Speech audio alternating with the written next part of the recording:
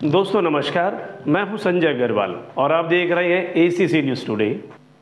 तिरंगा मतलब देश की आन बान और शान। तिरंगा कितना महत्वपूर्ण है ये एक भारतीय बखूबी जानता है। हर साल हम स्वतंत्रता दिवस और गणतंत्र दिवस को लाल किले से लेकर देश भर के सरकारी कार्यालयों और कई अन्य जगहों पर अपना राष्ट्रीय ध्वज फहराकर भारत माता और तिरंगे को सलामी देते हैं। मगर क्या आपने कभी सोचा है कि हमारे इस तिरंगे को आखिरकार किसने डिजाइन किया था? किस व्यक्ति ने इस तिरंगे को बनाया था? इस बात को बहुत ही कम लोग जानते हैं कि इसे डिजाइन करने का श्रेय आखिर जाता किसको है। दरअसल हमारे देश के राष्ट्रीय ध्वज को डिजाइन करने का श्रेय जिस व्यक्ति को जाता है वो व्यक्ति का नाम पिंगली वेंके है, जो कि आंध्र प्रदेश के निवासी थे। 2 अगस्त 1876 को आंध्र प्रदेश के कृष्णा जिले के भटला पेनुमरू, जिसे हम आज मछलीपट्टनम गांव में ये जन्मे थे, पिंगली वेंकैया ने तिरंगे का डिजाइन किया था। उनके माता पिता हनुमंता रायडू और माता वेंकरा रत्नम्मा थी। कैया तेलुगु ब्राह्मण परिवार के थे और उनके पिताजी हमेशा से चाहते थे कि पिंगली गांव के साथ साथ देश का नाम भी रोशन करें। पिंगली वेंकैया ने प्रारंभिक शिक्षा भटाला पेनमरू और मछलीपट्टनम से प्राप्त करने के बाद 19 साल की उम्र में ये मुंबई चले गए थे। वहाँ जाने के बाद उन्होंने सेना में नौकरी कर ली, जहाँ से उन्हें दक्षिण अफ्रीका भेज दिया गया। वहाँ उन्होंने एंग्लो बोअर युद्ध में हिस्सा लिया और इसी दौरान उनकी महात्मा गांधी जी से मुलाकात हुई। महात्मा गांधी जी से हुई इस मुलाकात के बाद पिंगली में एक बदलाव आ गया और वह अपने देश वापस आ गए। फिर वह स्वतंत्रता संग्राम में शामिल भी हो गए। उन्होंने ब्रिटिशों के गुलामी के खिलाफ आवाज़ उठाते हुए स्वतंत्रता संग्राम में हिस्सा लिया। वहीं भारत लौटने के बाद उन्होंने देश के लिए एक राष्ट्रीय ध्वज के निर्माण के लिए खुद को समर्पित कर दिया। 1916 में पिंगली वेंकैया ने एक ऐसे झंडे के बारे में सोचा जो सभी भारतवासियों को एक धागे में पिरो कर रखे।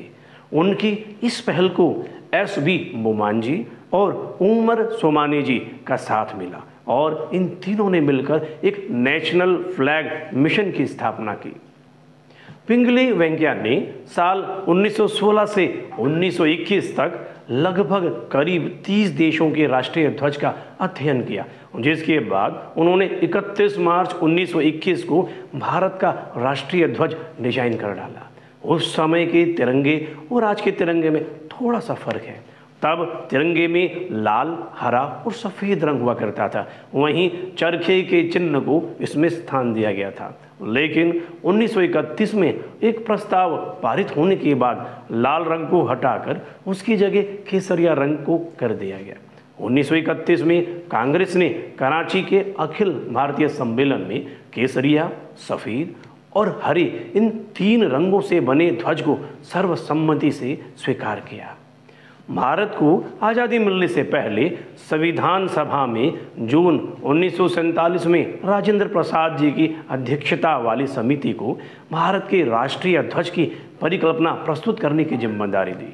समिति के सुझाव के अनुसार चरखे की जगह अशोक स्तंभ के धम्म चक्र को ध्वज के स्थान पर रखा गया। तिरंगे में मौजूद तीनों रंगों का अपना एक विशेष महत्व है। केसरिया रंग जो कि साहस और बलिदान का प्रतीक है, वहीं सफ़ेद रंग शांति और सच्चाई को दर्शाता है और वहीं हरा रंग संपन्नता का प्रतीक है। जब तिरंगा डिजाइन किया गया तब लाल और हरे रंग को हिंदू और मुस्लिम का प्रतीक और सफ़ेद रंग को अन्य धर्मों के प्रतीक के तौर पर प्रस्तुत किया गया था। तिरंगे में सफ़ेद रंग पर नीले रंग में सम्राट अशोक के धर्म चक्र चिन्ह के तौर पर बना हुआ है। अशोक चक्र का कर्तव्य का पहिया कहा जाता है।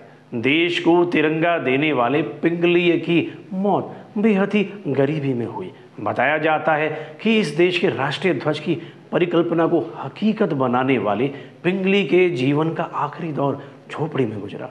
4 जुलाई 1963 को उनका निधन एक झोपड़ी में रहते हुए हुआ था। और दुर्भाग्य की बात तो यह है कि देश की आन बान और शान के इस प्रतीक तिरंगे को डिजाइन करने वाले पिंगली को उनकी मौत के बाद लोगों ने लगभग भुला दिया।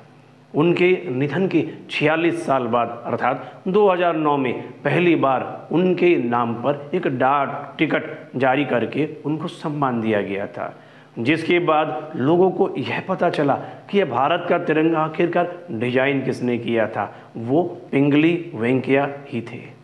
जय हिंद।